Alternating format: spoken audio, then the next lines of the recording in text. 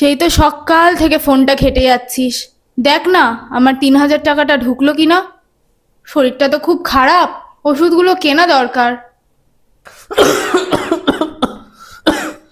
বাবারে, আসার সময় রেশনের চালটা নিয়ে আসিস। আমরা কি সত্যি স্বাধীন? Happy independence day. চলো, পোস্ট করা হয়ে গেল।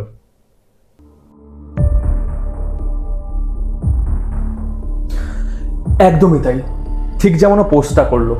আপনাদের কি মনে হয় আমরা কি সত্যিই স্বাধীন? একটু ভাববার বিষয় আছে।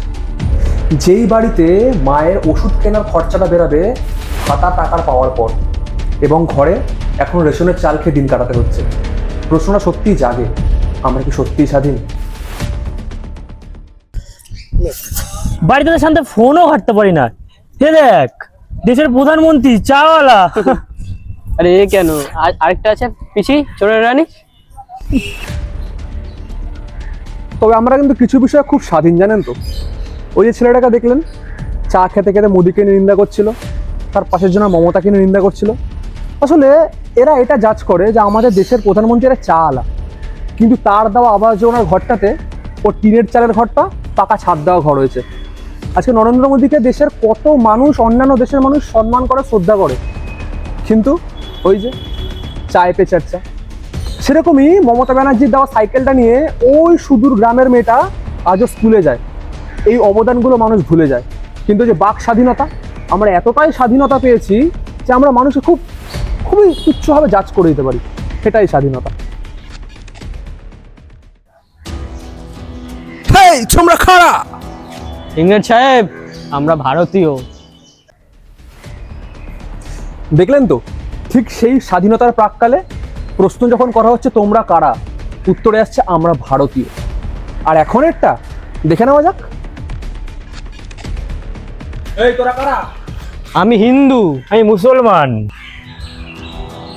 এই বঙ্গভূমিতে যেখানে একসময় বলা হতো আমরা একই বৃন্তে দুইটি কুসুম, হিন্দু মুসলমান, সেইখানে স্বাধীনতা লাভের পর এখন কেউ হিন্দু বলে বিভক্ত, কেউ মুসলমান বলে।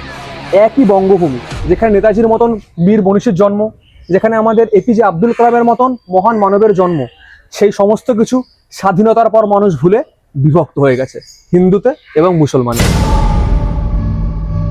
তখনকার সময় নেতারা যদি একটু হাল ধরতো না, তাহলে এই বঙ্গভঙ্গটা হতো না ভাই। ঠিকই বলিস, নাহলে স্বাধীনতা পেতে এত সময় লাগতো নাকি?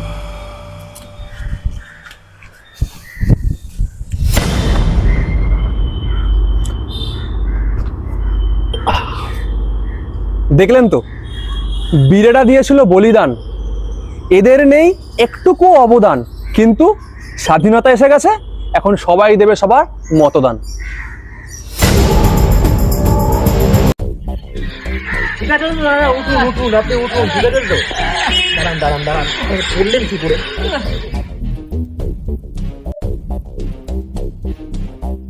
ঠিক ওই যেমন ছেলেটাকে দেখলেন, একটা অচেনা লোকের বিপদে ঝাঁপিয়ে পড়লো, বাইক থেকে পড়ে যাওয়া মানুষটাকে তুলে নিল। ঠিক আমাদের স্বাধীনতার জন্য যারা লড়াই করেছিল তারা এরকম ভাবেই জীবনটাকে সঁপে দিয়েছিল, নিজের স্বার্থটাকে সরিয়ে রেখে অন্যের জন্য জীবনটা দিয়েছিল এবং দেশটাকে স্বাধীন করে তুলেছিল। হ্যাঁ, আমরাও পারি, হয়তো স্বাধীনতার মতন লড়াই করে স্বাধীন করতে হবে না দেশটাকে, কিন্তু কিছু যদি নিজের স্বার্থকে সরিয়ে রেখে লোকের জন্য ভাবতে পারি, দেশের এবং দশের সেবা আমরা সবাই করতে পারি। হ্যালো মা, তোমাকে ভাতার টাকার উপর নির্ভর করা থাকতে হবে না। ইন্টারভিউ দিয়েছিলাম, চাকরিটা পেয়ে গেছি। আর তোমার ওষুধের চিন্তা করতে হবে না, ওষুধ নিয়ে নিয়েছি। আর হ্যাঁ, বাবাকে বলে দিও, বাবাকে চালের কথা বলছিল, রেশনের চাল আর খেতে হবে না, চাকরিটা আমি পেয়ে গেছি, চাল আমরা কিনে খাবো। এই দেখুন, স্বাধীনতার পরে পতাকাগুলো রাস্তায় পড়ে আছে। সারাদিনে হয়তো অফিসের চক্করে, ইন্টারভিউর চক্করে পতাকা তোলার সুযোগ হয়ে ওঠেনি, কিন্তু মাটিতে পড়ে থাকা পতাকাগুলো তুললাম। এভাবে হোক দেশের প্রতি ভালোবাসা। ও, এত কথার মাঝে বলতেই ভুলে গেছি, আজকে ইন্টারভিউ ছিল, ইন্টারভিউটা ক্লিয়ার হয়ে গেছে, চাকরিটা পেয়েছি।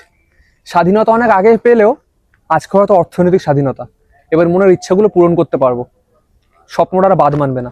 প্রথমেই যে দেখলেন ছেলেটা, তার বিভিন্ন দায়বদ্ধতার মধ্যে আটকে বাবা কিছু বলছে, মা কিছু বলছে, এরকম সবার সমাজেই সবার ঘরেই রয়েছে। আজকে আমারটা পূরণ হলো, কালকে আপনাদেরটা হবে। তবে স্বাধীনতার সময় একটা জিনিস খুব মিস করি, জানেন তো? মানে আমার জীবনে কোনো স্বাধীনতা সংগ্রামের সাথে আমার সাক্ষাৎ করার সুযোগ হয়ে ওঠেনি, কিন্তু একটা জীবন সংগ্রামী মানুষের সাথে আমি রোজ দেখা করি। সে আর কেউ না, বাবা। যত ঝড় তুফান বৃষ্টি থাকুক না কেন, সে প্রতিদিন ঠিক তার কর্মে যায় এবং তার দায়বদ্ধতা পালন করে ওঠে। এবং আরেকজনের কথা না বললেই নয়, সে হচ্ছে আমাদের মা। বাবা যদি বাইরের ঝড়ঝাপটারা সামলায়, মা হলো সংসারের প্রাণকেন্দ্র। তারাও রোজকার লড়াই করে যাচ্ছে। সত্যিকারের সংগ্রামী আমার চোখে দেখা তারাই।